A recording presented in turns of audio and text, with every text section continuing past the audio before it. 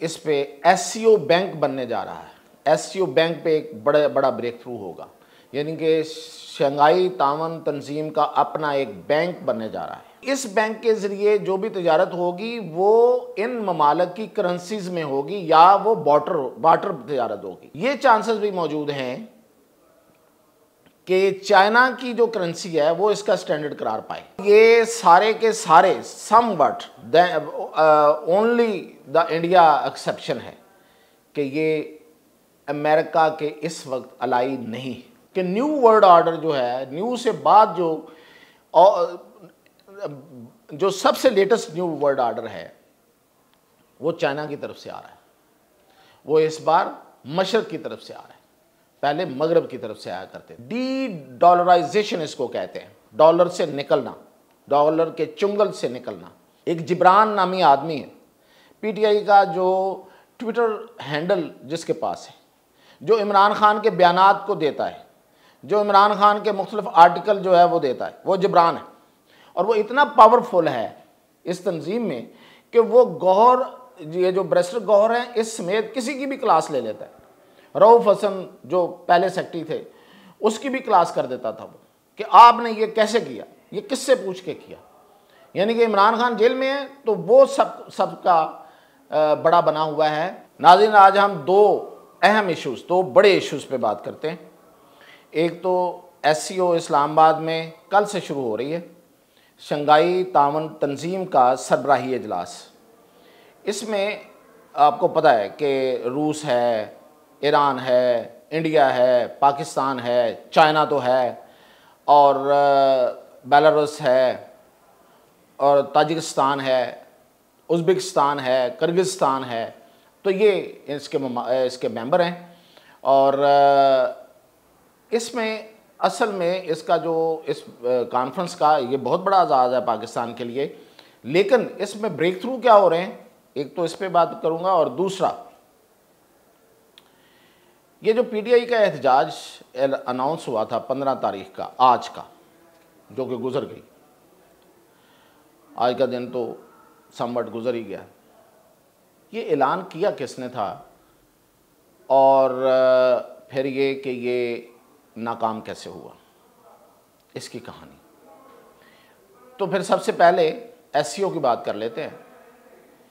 तो आज पाकिस्तान में, कल चाइना के वज़ीर आज़म आ गए थे, आज इंडिया का वज़ीर ख़ारजा आ चुका है, रूस के वज़ीर आज़म ने आना है, और इसी तरह बाकी मुल्कों के वज़ीर आज़म जो हैं, वज़रा आज़म जिस तरह मैंने कहा था, ईरान के नायब सदर अव्वल आ रहे हैं, यानी कि फर्स्ट सीनियर वाइस प्रेसिडेंट, तो वो तशरीफ़ ला रहे हैं। तो इसमें ब्रेक थ्रू क्या हो रहे हैं उस पर आते हैं। ये कल से शुरू हो रही है और बहुत बड़ा इवेंट है। नो डाउट पाकिस्तान एक अरसे के बाद एक बड़े इवेंट की मेज़बानी कर रहा है। पाकिस्तान जैसे मुल्क के लिए इतनी बड़ी जो तंजीम है और सरबराह इजलास है, उसकी मेज़बानी करना कोई छोटी बात नहीं है। जबकि हमारी मईशत आपको पता है कि जिस तरह की है, हमें तो कोई घास भी ना डाले, हमारे जैसे तो मुल्क दसियों फिर रहे हैं। लेकिन इसकी ख़ास वजूहात है, उस पर फिर कभी बात करेंगे। एक फ़िक्रे में बता देता हूँ कि ये पाकिस्तान की जगराफियाई सूरत जो पोजीशन है जहाँ पे ये वाक़या है, ये उसकी वजह से है। किसी का इसमें कोई रोल नहीं है सिवाय कुदरत के तौर पे, कुदरत की तरफ से जो हमारी जगराफियाई पोजीशन है, इसके अलावा कोई किसी की कोई कंट्रीब्यूशन नहीं है कि लोग हमें क्यों इतनी अहमियत देते हैं। तो खैर, अब मैं बताता हूँ कि इस जो कॉन्फ्रेंस कल से शुरू होगी उसमें क्या क्या होगा। नंबर 1, इस पे एससीओ बैंक बनने जा रहा है। एससीओ बैंक पे एक बड़ा ब्रेक थ्रू होगा, यानी कि शंघाई तावन तंजीम का अपना एक बैंक बनने जा रहा है। बैंक का मतलब क्या है कि जो इसके मेंबर ममालिक हैं वो आपस में तजारत करेंगे उस बैंक के ज़रिए। अब आपको मैंने बता दिए मुल्क, रुकन मुल्क, इनकी किसी की करेंसी भी डॉलर नहीं है, और ये सारे के सारे somewhat only the India exception है कि ये अमेरिका के इस वक्त अलाई नहीं। बेलारूस पे तो वैसे भी पाबंदियां अमेरिका की हैं, और इसी तरह इंडिया पे, ईरान पे तो हैं ही हैं। हमारा भी चाइना की तरफ अब टिल्ट हो गया हुआ है पूरे का पूरा, बहुत थोड़ा इधर है, थोड़ा हम कभी कभी उधर मारते हैं, थोड़ा डर भी जाते हैं ना, ये कर्से की दोस्ती है, यारी है पुरानी, तो इतनी जल्दी बुलाई भी नहीं जा सकती। और बाकी चाइना और रूस और जो बाकी वस्त एशियाई रियासतें हैं वो तो पता ही है। तो इस बैंक के ज़रिए जो भी तजारत होगी वो इन ममालिक की करेंसीज में होगी, या वो बार्टर तजारत होगी। बार्टर तजारत क्या होती है कि मैं आपको एक चीज़ दे रहा हूँ तो उसके बदले में दूसरी चीज़ ले रहा हूँ, पैसे नहीं है उसमें, उसमें करेंसी इन्वॉल्व नहीं है। या तो इस तरह होगी, या फिर इसमें मुल्कों की करेंसी जो है वो होगी। ये चांसेस भी मौजूद हैं कि चाइना की जो करेंसी है वो इसका स्टैंडर्ड करार पाए, क्योंकि कुछ लोग ये कह रहे हैं, मैं अभी इस नतीजे पे पूरी तरह पहुंचा नहीं, जब पहुंचूंगा तो मैंने एक वीलॉग में वैसे इसकी तरफ इशारा किया था कि न्यू वर्ल्ड ऑर्डर जो है, न्यू से बाद जो सबसे लेटेस्ट न्यू वर्ल्ड ऑर्डर है वो चाइना की तरफ से आ रहा है। वो इस बार मशरक की तरफ से आ रहा है, पहले मगरब की तरफ से आया करते थे। तो पॉसिबल है कि ये जो एससीओ बैंक है इसकी करेंसी जो है वो चाइना की करेंसी करार पाए। लेकिन बैंक बनाने पे तो इत्तफाक राय इस अजलास में हो रहा है। अब उसकी अनाउंसमेंट और उसकी जो स्ट्रक्चरल पोजीशन है और वो उसकी जो बनना है, उसका क़याम है, वो ज़ाहिर है उस पर टाइम लगेगा, लेकिन बहुत बड़ी पेशरफ्त होगी। डी डॉलराइजेशन इसको कहते हैं, डॉलर से निकलना, डॉलर के चुंगल से निकलना इसको कहते हैं। तो ये उस तरफ एक कदम, और ये सिर्फ कोई ये नहीं है कि एंटी अमेरिका, और ये देखें, ये इस खिते की, इन ममालिक की का हक है कि वो अपनी इकोनॉमीज़ को स्ट्रॉन्ग करें, और जो इंटरनेशनल तसल्लुत है करेंसी के ऊपर और मईशत के ऊपर, उससे अपने आप को निकालें, हर एक का हक है। तो ये कोई लड़ाई और वो उसमें इंतकाम या किसी किस्म की वो एंटी अमेरिकन सोच की बात नहीं है, इसमें हर एक का हक है। तो ये उसकी तरफ एक कदम है।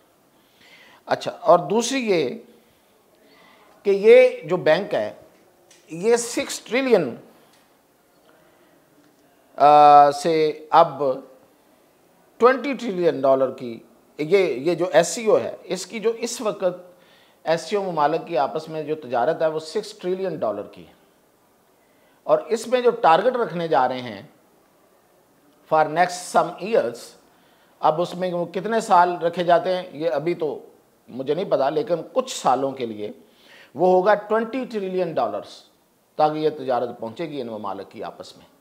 और जो असल टारगेट है वो है 60 ट्रिलियन डॉलर, बहुत बड़ा टारगेट है। तो ये एक ब्रेक थ्रू होगा। और इसके अलावा पाकिस्तान और चीन के दरमियान तजारत जो है उसमें इजाफा होगा, जो इस वक्त 7 खरब है, 7 खरब रुपए है, डॉलर में नहीं है। रूस के साथ पाकिस्तान का बार्टर ट्रेड शुरू होने जा रही है इसी एससीओ के अजलास के दौरान। जो मीटिंग्स होंगी बाईलैटरल, ये मल्टीलैटरल है, बाईलैटरल जो मुलाकातें होंगी उसमें, जैसे कि अगर हम उनको चावल देंगे तो वो हमें चने दे देंगे, हम उन्हें लेदर की प्रोडक्ट्स देंगे तो वो हमें गैस दे देंगे। तो इस तरह की हमारी ट्रेड उनके साथ इसी एससीओ के प्लेटफार्म के साथ जो साइडलाइन मीटिंग्स है उसमें ये तय हो जाएंगी। आपको पता होगा कि टॉपी मनसूबा था एक गैस का, वो पाइपलाइन बिछ चुकी है और हमारे बॉर्डर पे पड़ी है, लेकिन उसको डिले करके रशिया से गैस लेने का जो मनसूबा है वो हुआ है, वो तय हुआ है, क्योंकि रशिया के साथ हमारे तल्लुकात का मजबूत होना स्ट्रेटजिकली बहुत ज़रूरी है। इसके अलावा ईरान के साथ हमारी जो ट्रेड है उसमें भी इजाफा होगा। आपको पता होगा कि ईरान बॉर्डर के साथ मंडियाँ खुल चुकी हैं, ट्रेड पे पाबंदियाँ नहीं हैं, ट्रेड हम एक दूसरे के साथ कर सकते हैं। ताहम कुछ पाबंदियाँ ये हैं कि हम जो बाईलैटरल ट्रेड है, यानी कि अगर हम बार्टर करना चाहें तो वो हो सकती है, तो उसमें भी इजाफा होने जा रहा है। तो ये हैं 10 अरब डॉलर तक ये जो इसकी ट्रेड है ईरान के साथ, ये पहुंचने की उम्मीद है इसी SCO के हवाले से। अब आते हैं दूसरा इशू कि ये जो 15 अक्टूबर को कॉल दी गई थी, ये बेसिकली बाहर बैठे हुए कुछ एलिमेंट्स हैं। एक जिब्रान नामी आदमी है, PTI का जो ट्विटर हैंडल जिसके पास है, जो इमरान खान के बयानात को देता है, जो इमरान खान के मुख्तलिफ आर्टिकल जो है वो देता है, वो जिब्रान है। और वो इतना पावरफुल है इस तंजीम में कि वो गौहर, ये जो बैरिस्टर गौहर हैं, इस समेत किसी की भी क्लास ले लेता है। रऊफ हसन जो पहले सेक्रेटरी थे, उसकी भी क्लास कर देता था वो, कि आपने ये कैसे किया, ये किससे पूछ के किया। यानी कि इमरान खान जेल में है तो वो सबका बड़ा बना हुआ है। और वो जिब्रान और ये जो गिल है, शहबाज गिल, इन्होंने ये बेसिकली अनाउंस किया था कि हम 15 तारीख को हड़ताल पे जा रहे हैं, स्ट्राइक पे जा रहे हैं और वहाँ पे मुजाहरे होंगे इस्लामाबाद में। अब हुआ ये कि जब इस पे ये जो पाकिस्तान के अंदर एक पॉलिटिकल कमेटी इन्होंने बनाई हुई है, जब उसका इजलास शुरू हुआ तो ये अनाउंसमेंट पहले से हो चुकी थी। तो वो सारे एक दूसरे से पूछ रहे हैं कि भाई ये अनाउंसमेंट जो है ये हमसे पूछे बगैर कैसे हो सकती है। हमने तो इस पर कोई डिस्कशन ही नहीं की। यानी कि उसमें आपको पता ना कि वो अली अमीन गंडापुर है, उसमें अली जफ़र है, उसमें हमाद अजहर है, उसमें असद कैसर है, उमर अयूबा, मतलब जितने लोग सारे एक दूसरे का मुंह देख रहे थे। और फिर वहाँ पे सबसे पहले अली अमीन गंडापुर बोले, जो कि वज़ीर आला हैं। उसने कहा कि भाई आप मुझे कह रहे हैं तो मैं इस एहतजाज को, इस मुजाहरे को कैसे लीड कर सकता हूँ। मैं वज़ीर आला हूँ एक सूबे का, और इतनी बड़ी कॉन्फ्रेंस होने जा रही है इंटरनेशनली, और गवर्नमेंट के साथ एक कमिटमेंट है, और उस गवर्नमेंट के ख़िलाफ़ जो कि पूरी दुनिया को यहाँ वहाँ पे बुला के, इतने इतने बड़े ममालिक के लोगों को बुला के कॉन्फ्रेंस करने जा रही है, मैं उनको कैसे फेस करूँ, मैं उनके ख़िलाफ़ कैसे मुजाहरा कर सकता हूँ। तो मैं नहीं कर सकता। आम में से अगर कोई करना चाहता तो कर ले। तो उनमें से फिर एक MPA तक किसी ने हामी नहीं भरी। हमाद अजहर जो घर बैठ के वो उसमें लगे हुए थे ट्विटर पे वो पैगाम देने, वो तो कहीं छुपे हुए थे। और जो लोग इवन जो नहीं छुपे हुए वो भी इस पे कोई तैयार नहीं हुआ, इसलिए कि बड़ी ही ये आप कहें कि अनरैशनल किस्म की कॉल थी। तो जब ये कॉल तो दे दी, अब इतना मतलब वो मैंने बताया कि पावरफुल आदमी है वो जबरान, और वो जो शहबाज गिल है, उनकी तरफ से जब कॉल आ गई थी तो फिर उसको ये कॉल ऑफ तो कर ही नहीं सकते बेचारे, इनकी तो इतनी हिम्मत ही नहीं है। तो इन्होंने फिर ये तय किया कि हम इस कॉल को कॉल ऑफ तो हम कर नहीं सकते, और ये जो मुजाहरा है ये हो नहीं सकता, तो क्योंकि लीड करने को कोई तैयार नहीं था, और वैसे भी जाहिर है गवर्नमेंट ने कहाँ होने देना था। तो उन्होंने फिर सोचा कि हम इसकी जो सेफ एक रास्ता है वो लेते हैं, फेस सेविंग के लिए हम गवर्नमेंट से रिक्वेस्ट करते हैं। तो उसके लिए फिर फ़ोन किया गया वज़ीर दाखिला को कि हमें डॉक्टर्स को आप मुआयना करवा दें या किसी को मिलवा दें। तो फिर वो डॉक्टर्स का कहा गया, लेकिन आज तक, अभी तक शाम तक जो मेरी अभी तक इत्तला है, कोई मुलाकात हुई नहीं है। तो आज का दिन तो गुजर गया। तो ये थी बेसिकली कहानी इसकी कि बाहर बैठे हुए लोगों ने मुजाहरे की कॉल दे दी बगैर किसी सोचे समझे, किसी से बात किए, और जो अंदर बैठे हुए लोग हैं वो बेचारे हैरान और परेशान थे। और फिर ये हुआ कि वो नहीं हुआ, आपके सामने है, कहाँ हुआ, नहीं हो सकता था। तो इतनी इररेशनल अप्रोच के साथ आप किसी पॉलिटिकल पार्टी और उसकी तहरीक को कैसे चला सकते हैं। तो उसके लिए बड़े मैच्योर लोग चाहिए होते हैं। तो मैच्योरिटी आपको पता है कि जिब्रान में क्या मैच्योरिटी होगी और शहबाज गिल में क्या मैच्योरिटी होगी, और फिर ये कि यहाँ बैठे हुए बहुत से लोग जो हैं वो उनमें कोई इतनी मैच्योरिटी नहीं है। लेकिन चलो कुछ लोग तो हैं भाई, असद कैसर हैं, कोई उमर अयूब हैं, अली अमीन गंडापुर भी हैं। मतलब इन लोगों की सियासत है, कोई इन्होंने इलेक्शन लड़े हुए हैं, कोई इन्होंने कोई यहाँ पे इनको पता है, तरीक़ाकार का पता है। फिर ये कि प्रेशर बढ़ाना कैसे है, कोई स्ट्रेटजी नहीं है।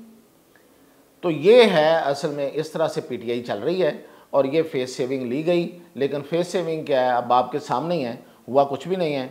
और आज का दिन गुजर गया, और ये कल और परसों कॉन्फ्रेंस भी हो जाएगी, और 17 तारीख को इजलास होने जा रहा है कौमी असम्बली का, और उसमें वो तरमीम अगर हो जाती है 17 और 18 को किसी इन दिनों में, तो 25 से पहले पहले फिर सब कुछ वो हो जाएगा जो गवर्नमेंट करना चाहती है।